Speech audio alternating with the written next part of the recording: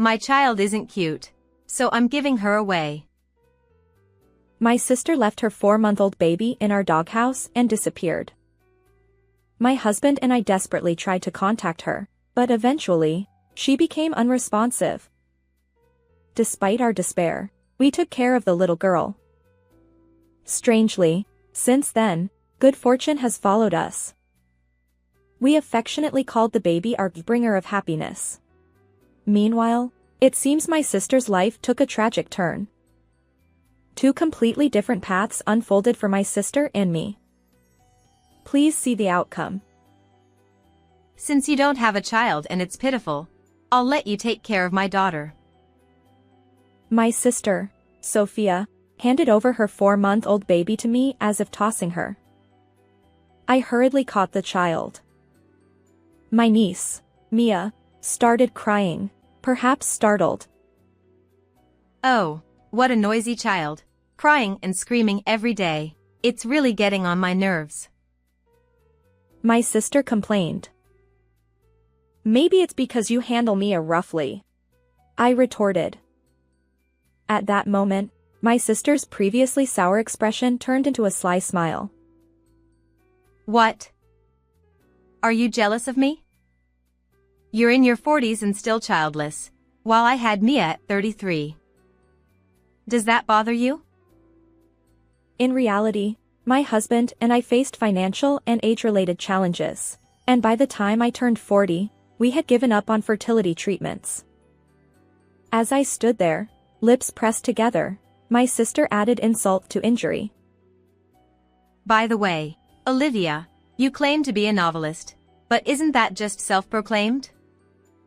Essentially, you're just a stay-at-home wife. But I've won awards. Yet you couldn't publish any books, right? Truly pathetic. Well then, good luck as a babysitter. With those words, my sister walked back to her house, about a 10-minute walk away.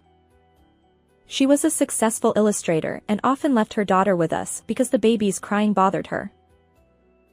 Even though the personality of the artist and the work are unrelated, she often receives requests. I mused, holding Mia close. My heart was heavy with conflicting emotions. One day, my husband Michael, who works as an office employee, was able to take a vacation, so we decided to go out together. Where would you like to go? Whether it's an art museum or a regular museum, I'll take you wherever you want. It's your day off, so let's go to a place you like, Michael. Really? I thought a place that could inspire your work would be good, but I personally love your novels. My heart warmed at my husband's considerate words. As we enjoyed our long-awaited museum date, my phone suddenly rang. Seeing the caller's name on the screen, I involuntarily grimaced. It's from my sister. I didn't really want to talk to her, but I couldn't ignore the call. Sophia? What's going on? Oh, hello? So, the door at your place was locked, you know. I left her in the doghouse. What are you talking about? I had an unpleasant premonition from my sister's words, and my chest felt restless. That's why it's Mia, my daughter. I mean, she's not cute, so I'm giving her away. Take care of her for a while. What? Startled, I unintentionally raised my voice, earning disapproving glances from other museum visitors. I quickly lowered my voice and decided to listen to my sister's explanation. Why would you suddenly do something like this? Well, I'm going on an overseas cruise. Having a child would be inconvenient, you know. Her selfish reasoning left me speechless. Sophia continued, piling on more. Besides, that kid is always crying and noisy. She has this weird monkey-like face. I can't believe she's my child. That's no way to talk about her. My sister seemed uninterested in my words, and sensing that she might hang up, I desperately tried to keep her on the line. Wait a moment! We're out right now. We need to rescue Mia urgently. It's a serious situation. The weather forecast had predicted the hottest day of the season, with scorching temperatures. But my sister dismissed it with an indifferent tone. The ship is about to depart, and I'm heading to the port. You can't afford an overseas cruise like me, right? Sophia, come back immediately. Don't anger me. I'm not scared of you being mad. Well then, good luck. And just like that, the call abruptly ended. After discussing it with my sister, I told the content of the call to my husband. We decided to contact the police as a first step. We explained the situation and requested that they take custody of the baby. Then, the two of us hurried back home. As a precaution, we took our niece to the hospital. Although she was slightly dehydrated due to the heat, there were no serious health issues. We breathed a sigh of relief. It's a good thing we left the doghouse as it was. I agreed.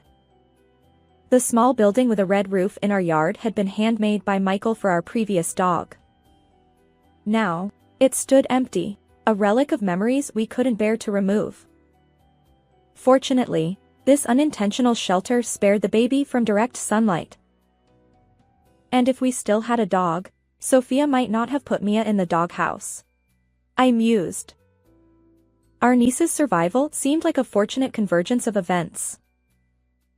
We attempted to contact my sister several times, but she remained unyielding. Her response was dismissive. I'm already on the ship. Do you expect me to turn it around just for myself? Curious, I asked. How long will this overseas cruise last? 3 months, but if I find a country I like along the way, I might just settle there. My shock grew as I considered her nonchalant attitude.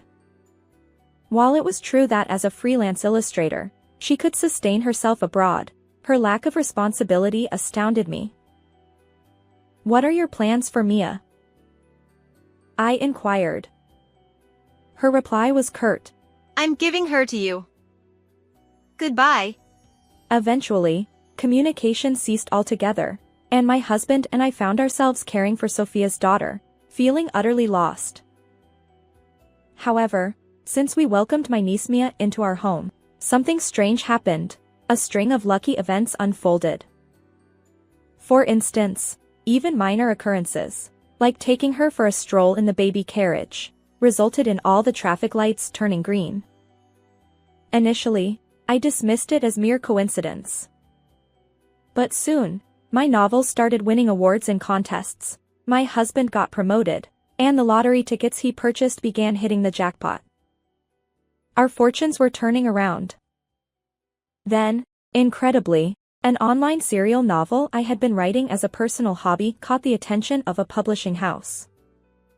I received an email inviting me to turn it into a book. We owe Mia for bringing us luck. My husband and I embraced our niece with affection. Despite the challenges of caring for an infant, everything felt fresh and enjoyable for us, as we had no children of our own. Furthermore, the bedtime stories I concocted for Mia caught the interest of a publisher. Why not turn them into children's books? The publisher suggested. They even launched a project for it. However, during discussions with the publisher about turning my novels into books, I stumbled upon something peculiar. Sophia, you couldn't possibly. The shocking truth left me breathless, yet I still couldn't reach her. In the end, all we could do was wait for my sister to return. After completing her 3-month overseas journey, Sophia returned to my house. She greeted me with a smile that was quite different from her previous demeanor. Congratulations on finally publishing your book. You're a distinguished author now. She exclaimed, ingratiating herself as she leaned toward me. No need for flattery. Did you come to take Mia back?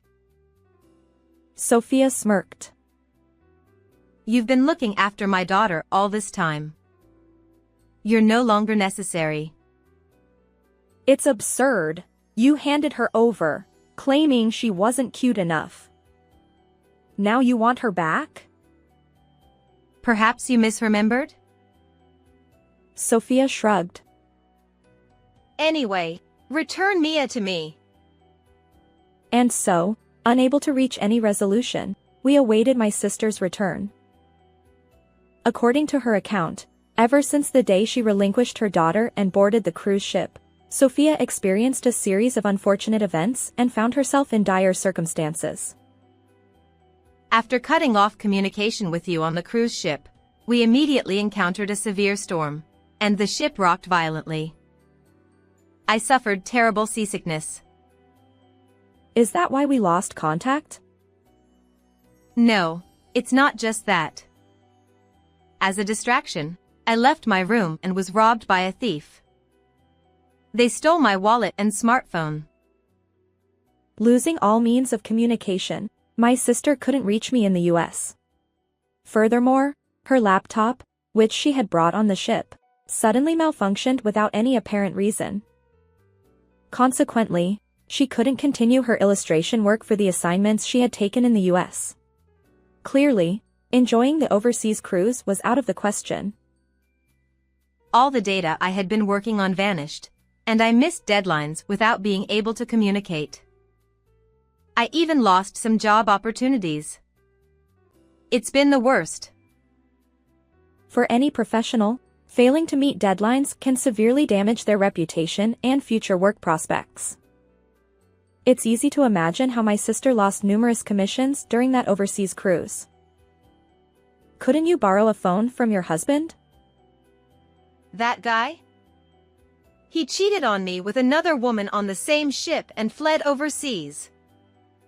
Unbelievable. Sophia clenched her teeth, frustration etched on her face as she stomped her foot. She continued, her voice rising. All of this happened because I gave up Mia. If I reclaim her, I will be as lucky as you. And that's why she stormed in, demanding, "Give me back my daughter." However, I quietly shook my head. I'm sorry, but I can't give Mia back to you. Huh? She's my child. What right do you have to say that? Just because you took care of her for 3 months doesn't make you her mom. Sophia, you're aware that I've published a book, right? My sister looked bewildered. Well. But this wasn't an unrelated topic. The cover of my published book. Originally, you were a candidate as an illustrator. Really? I missed the chance because I couldn't use my phone or computer. She replied, shoulders slumping in disappointment. However, my point wasn't finished. The publishing house investigated the illustrations you've been working on. Sophia's expression darkened, sensing that there was more to the story. Yes, while discussing potential illustrators for the book cover, I stumbled upon my sister's unbelievable truth. You, copying other illustrators' art and presenting it as your own work. What they call plagiarism, right? On the internet, there were posts comparing my sister's art to suspiciously similar pieces from other illustrators, and the evidence was compelling to anyone who saw it.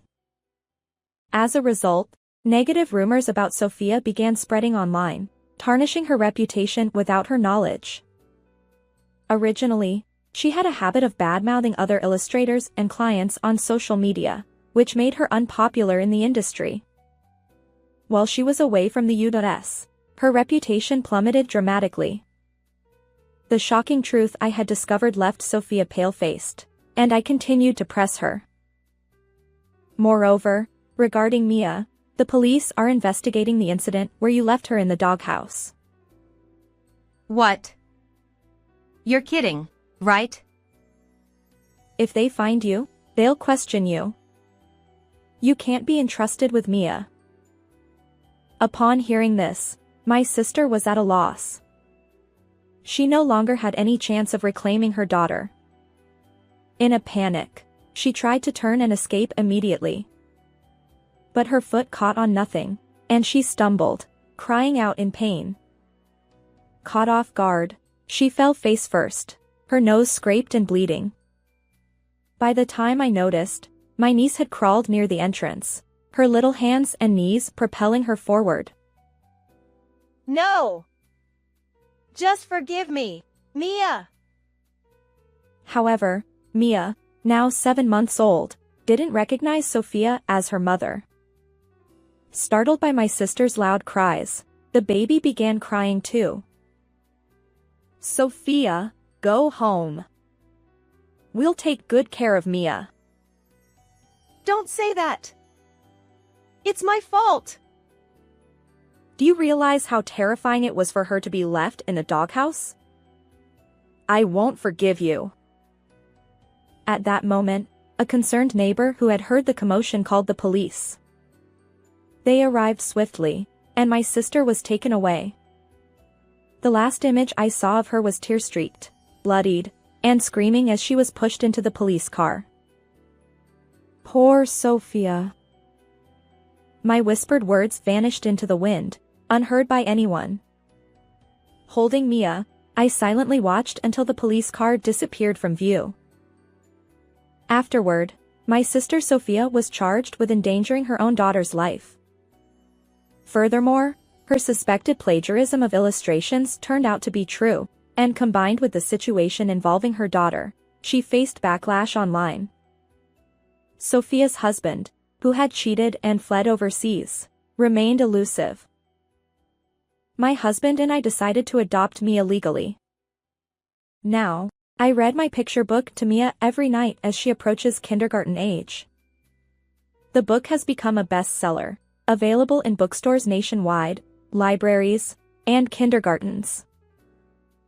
This story, you see, was written for you a long time ago. When she grows older, I plan to share with her the tale of the luck she brought through this book. How did you find this story? If you enjoyed it, consider subscribing to our channel. Until next time.